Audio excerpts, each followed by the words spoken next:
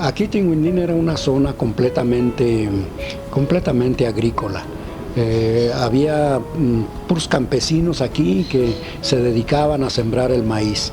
En este sentido también teníamos que lamentar mucho porque pues realmente era un trabajo muy pobre remuneradamente, se ganaba muy poquito, eran tierras muy pobres que inclusive para abonar aquellas tierras cuando se sembraba iban a las casas, porque también debo decir que pues no había quien tirara la basura que producía cada casa, iba uno en el solar porque eran casas grandes casi todas, y tiraba uno ahí la basura.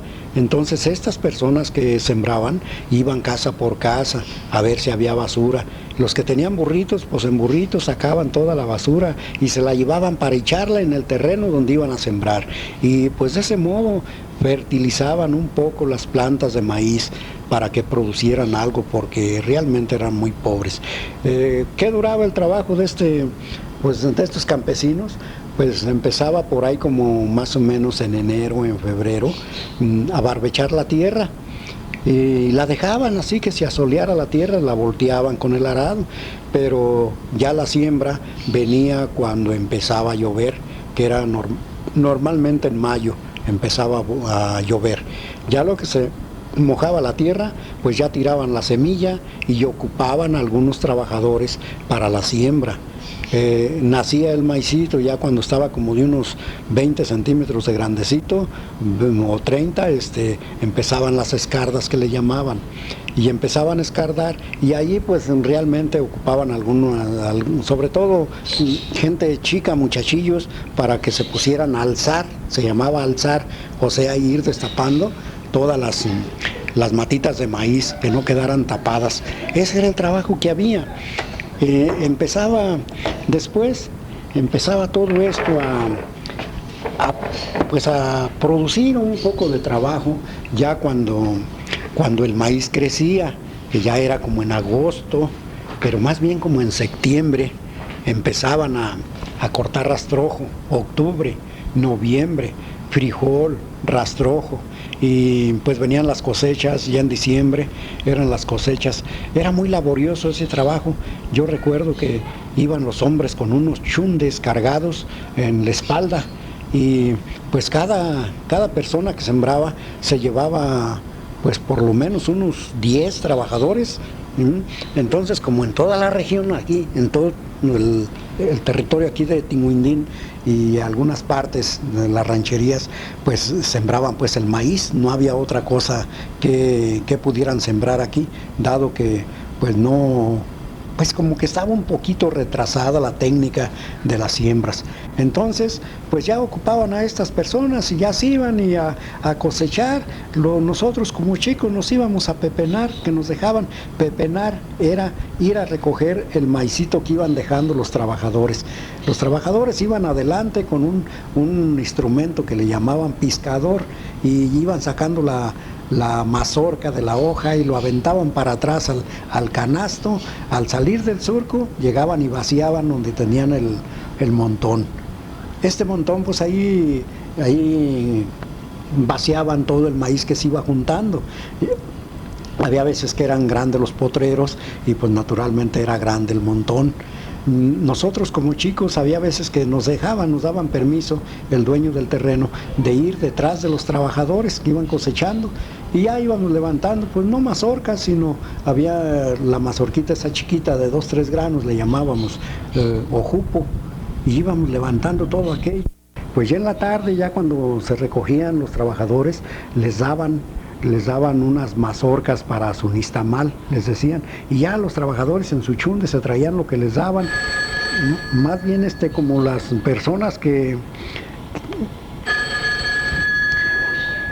personas que tenían hijos y que iban a pepenar, pues ya les costeaba, porque ya no alcanzaban a poner todo el nixtamal del maicito que se juntaba, y eso se iba juntando para cuando no hubiera trabajo.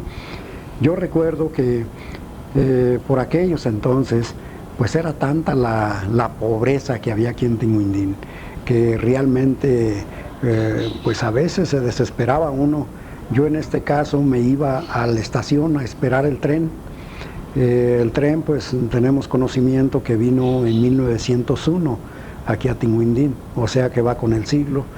Pero para ese entonces el tren pues como que no cumplía con su horario de llegada, o de la salida sí, porque salía de Los Reyes, pero su llegada de Zamora había veces que se entretenía. Su llegada oficial era a las 5 de la tarde, pero muy pocas veces llegaba a las 5 de la tarde. ¿Por qué? Pues a veces se descarrilaba, a veces se entretenían por ahí o alguna cosa, y pocas veces llegaba a estar a la hora de su llegada. Entonces pues llegaba por allá a las 12 de la noche. Y yo recuerdo, eso sí, con tristeza, que pues en mi casa era tan escaso el dinero que no tenían para comprarme una camisa, y traía una camisetita, lo que le llamamos una playera, que entonces una camisetita de esas pues valía 1.25, 1.50 cuando mucho, unas camisetitas rayaditas, y era todo. Y pues yo llevaba una garrita de pantalón y me iba allá a la estación. ¿Con qué fin? Pues con el fin de conseguir que alguien me ocupara para traer una bolsa de allá, un beliz que yo pudiera, algún bulto, alguna cosa. Y pues era de la forma que yo me ganaba los primeros centavitos. Me pagaban 5 centavos, me pagaban 10 centavos, no, ya cuando me daban 15 centavos, óigame, pues ya me sentía yo importante con tanto dinero en la bolsa. Llegaba yo a la casa y le decía a la señora, mi madre, mire, me gané esto en el viaje, pero pues ya hasta el día siguiente, porque pues llegaba yo aquí a veces a las 2 de la mañana de la estación, y eso era pues muy seguido, porque a mí siempre me gustó traer mis centavitos en la bolsa, pues naturalmente que tenía que trabajar, y por esa razón lo hacía. Después empecé a trabajar, se abrió un centro de trabajo que le llamábamos nosotros La Tejería, allí en la estación, en terrenos del general Francisco Cepeda. Y allí pues yo chiquitillo iba y a juntar lo que le llamamos el pasojo, o sea, el estiércol de las yeguas o burros, es el material que le ponían al tabique y a la teja y a la baldosa y todo eso. Nos pagaban a 10 centavos el costal, pues oiganme, yo ya me juntaba 3 costales de estiércol. Esos costales eran unos costales grandes donde llegaba la sal en ese entonces, y les llamaban costales anegueros, pero como el excremento ese estaba seco, pues bien que podía yo el costal.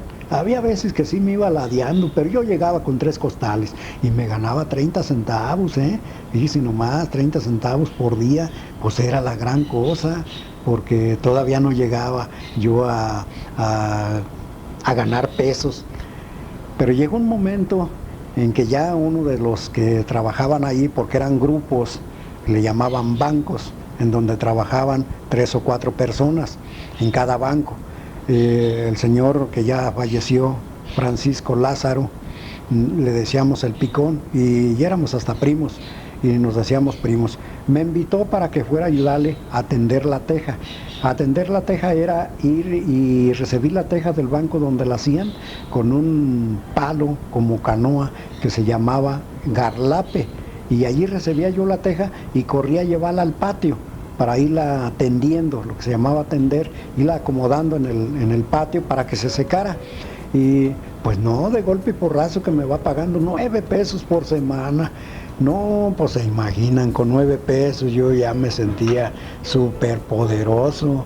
Ya entonces en mi primer semana me compré un pantalón.